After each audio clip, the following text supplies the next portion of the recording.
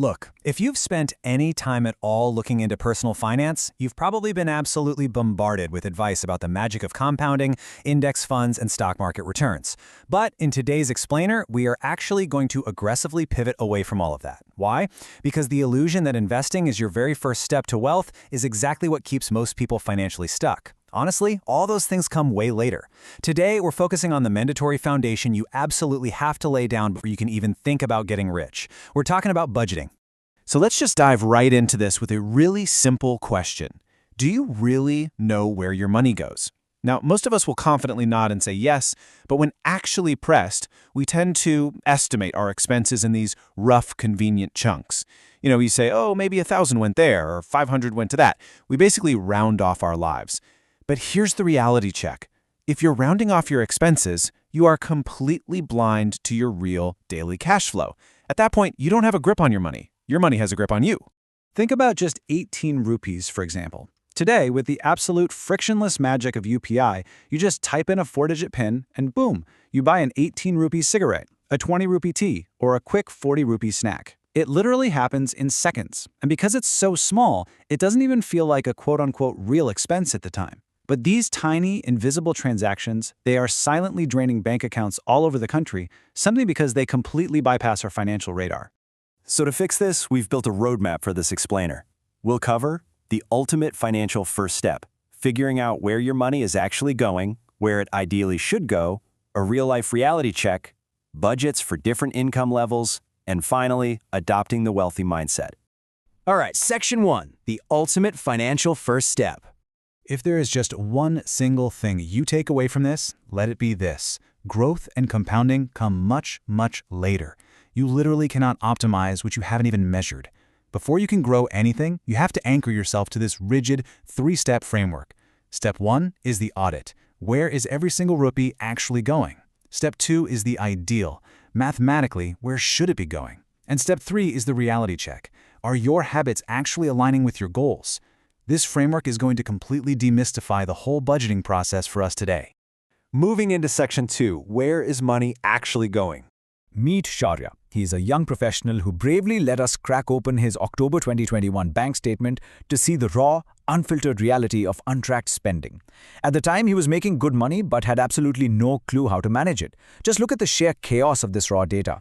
On the income side, incredible month. He brought in 1,96,000 rupees, which included his regular pay, a massive 1 lakh quarterly bonus, and hilariously, a tiny 4 rupee Google Pay reward. But then, look at the expenses. It's a total mess. A 5,000 rupee wallet upload for Swiggy, a 1,300 rupee Uber ride, and sprinkled everywhere those silent, repetitive 18 rupee UPI payments for cigarettes. It's kind of shocking to look at, but honestly, it is so relatable. This is exactly what an unaudited life looks like. But watch what happens when we take that chaotic spreadsheet and turn it into a neat pivot table. Suddenly, we get a clear, undeniable diagnosis. Now, Shaurya actually did a pretty fantastic job saving. He invested 75,000 rupees, which is about 40% of his income. Great. But the audit also revealed he spent 27,000 on travel that month, and crucially, 2,500 rupees purely on those 18 rupee cigarettes. By simply grouping these expenses, the invisible drain suddenly becomes glaringly obvious. Section 3, where should money be going? Okay, so we've diagnosed Shaurya's past habits. The next logical question is, what should an ideal distribution actually look like? Well, for a high-income bracket of roughly 2 lakhs a month, this right here is the recommended baseline. Notice that massive slice of the pie dedicated to future investments, 30%. Because the income is high, you can absolutely afford to aggressively fund your future. After that, you're looking at 25% for rent, 15% for groceries and food, 10% for credit card rotations, and then smaller slices for things like travel and miscellaneous items. It creates a really solid, balanced ecosystem for your cash. Section 4, reality check, actual versus ideal. This is where the rubber finally meets the road. We have to force ourselves to confront the tension of real life by comparing what Shaurya actually did against what the math demands. As we saw, Shaurya overperformed on his investments, hitting 40% instead of the ideal 30%. Awesome. He also saved big on rent, spending only 17% compared to the 25% benchmark. But he also discovered he seriously overspent in categories like clothing and random cash withdrawals. By comparing the actual to the ideal, he instantly knew exactly which levers he needed to pull for the very next month.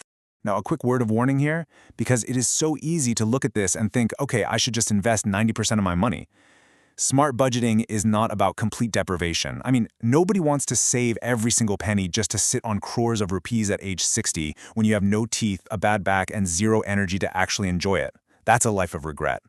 But equally, it's not about carelessly blowing it all today on some YOLO mindset. True budgeting, it's about finding that exact mathematical balance that lets you live well today while still securing tomorrow. Section 5. Budgets for every income level. Of course, not everyone is pulling in 2 lakhs every single month. So let's shift our focus to how this exact framework scales up and down based on your specific paycheck. Let's start with a 1 lakh salary. Here, the ideal allocations shift a bit. Your investment target drops slightly to 25%. Rent takes up about 20%, and importantly, we now have to factor in real-world responsibilities like dedicating 10% to send money back home to your family.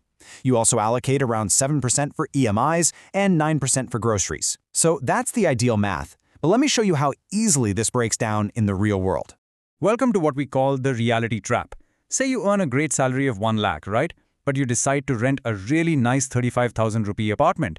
You buy a car, so there's a 15,000 EMI. You send 15,000 home. You spend 10,000 on groceries, plus petrol, insurance, paying the maid, weekend entertainment, and suddenly, look at the bottom line. Left for investing? Absolute zero. Your uncompromisable lifestyle choices just instantly ate up the entire 1 lakh. If you lock yourself into a 35K rent and a 15K EMI, the math physically will not allow you to build wealth. It's that simple. Now, if we scale down to a 50,000 a month salary, well, the margins get even tighter. The investment slice shrinks to 15%, and look at the rent budget. It's capped at 25%, which is exactly 12,500 rupees. If you're in a Tier 1 city, that almost certainly means you are renting a single room or sharing an apartment. And that is a hard boundary the budget dictates if you still want to invest, send money home, and, actually afford to eat. And let's be completely frank here. At a $25,000 salary, budgeting becomes extremely hard. To maintain the discipline of investing, you can really only allocate about 8%, which is a mandatory $2,000 a month. Your rent is capped at $7,000, practically guaranteeing shared housing. It forces some pretty severe compromises and heavily restricted entertainment. It is brutal for sure, but maintaining this discipline is literally the only way to eventually pull yourself up to the 50,000 and 1 lakh brackets without dragging terrible, wealth-destroying habits up with you. Finally, Section 6. Adopting the wealthy mindset. Okay, so we've gone through the numbers, the tables, the math. But honestly, spreadsheets mean absolutely nothing without the massive paradigm shift required to actually execute this in your daily life. The poor mindset says, hey, I'll pay my rent, buy my clothes, go out for drinks, and whatever is magically left at the end of the month, I will invest. The problem is there is almost never anything left. The rich mindset flips this entirely on its head. It says, the second I get paid, I immediately invest my designated 20% or 30%, and I will force myself to survive the rest of the month on whatever is left over. You have to pay your future self first. A lot of people really hate the word budgeting because they think it's about being cheap or stingy or putting yourself in a cage. But actually, scratch that. It's more like a budget is just a reflection of your discipline. It is the tool that shows you your wingspan. It tells you exactly how high you can fly based on the income you make right now. It's not a restriction at all. It's the blueprint that literally buys your future freedom and your decision-making power. Which brings us to the final, ultimate question for you. Are you ready to stop guessing? Are you ready to download your raw bank statement right this second, track every single invisible 18 rupee UPI payment, and take the true first step toward your financial freedom? Seriously, do not wait until you make more money. Master the money you have today so you can choose exactly how you want to live tomorrow. Thanks so much for joining me on this explainer, and I highly, highly encourage you to go run that personal audit right now.